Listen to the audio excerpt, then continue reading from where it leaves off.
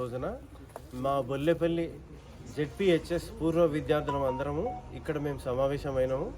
ఈ కార్యక్రమం ముఖ్య ఉద్దేశం ఏంటంటే మా జెడ్పీహెచ్ఎస్ స్కూల్లో చదివి మేమంతా ఈ సమాజంలో తలెత్తుకొని తిరగగలుగుతున్నామంటే దానికి కారణం మా స్కూలు ఏర్పాటు చేసిన రావి నారాయణ రెడ్డి గారు.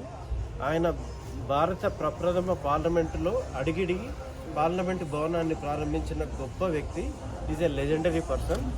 ఆయన ఆశయాలకు అనుగుణంగా మనం కూడా సమాజంలో సేవ చేయాలి, ముందుకు పోవాలనే ఉద్దేశంతో ఆయన సంచరించిన ఆయన నివాస గృహ సముదాయంలో ఆయన పాదాలు అడుగుపెట్టిన ప్లేస్లో మేము కొంత శ్రమదానం చేసి క్లీన్ అండ్ గ్రీన్ చేయాలన్నట్టుగా ఈరోజు కార్యక్రమం ఉద్దేశం. అదేవిధంగా నేటి జనరేషన్కు ఈ ప్రస్తుతం డిగ్రీలో ఉన్న పిల్లలకు కానీ యువకులకు కానీ రావి నారాయణ రెడ్డి గురించి మర్చిపోతున్నారు. ఆయన ఒకప్పుడు వెలిగిండు, భారతదేశంలో సుప్రసిద్ధ నాయకుడు.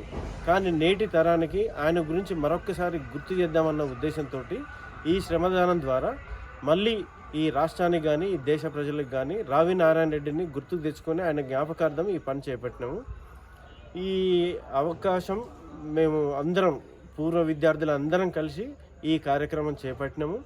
ఆయన ఆత్మశాంతి చేకూరాలని, మేము కూడా ఆయన మాకింత గొప్ప పనులు చేయించినందుకు మా వంతు ఉడతా భక్తిగా కొంత సేవ చేయాలన్న ఉద్దేశంతో ఇది చేపట్టినాము. ఈ కార్యక్రమంలో ఫస్ట్ బ్యాచ్ 1965 ఎస్ఎస్సి బ్యాచ్ నుంచి 2023 వరకు చదువుకున్న విద్యార్థులు అందరూ పాల్గొన్నారు. ఇప్పుడు వాళ్ళు సీనియర్ సిటిజన్లు అయినరు. 1965 వాళ్ళు, 2023 వాళ్ళు యంగ్ బ్యాచ్ ఉన్నారు. ఆనాటి నుంచి ఈనాటి వరకు చదువుకున్న విద్యార్థులందరూ ఈ కార్యక్రమంలో పాల్గొన్నారు. ఆయన సంచరించిన ప్రాంతం అంతా మా శ్రమదానం ద్వారా కొంత క్లీన్ అండ్ గ్రీన్ చేసినాము.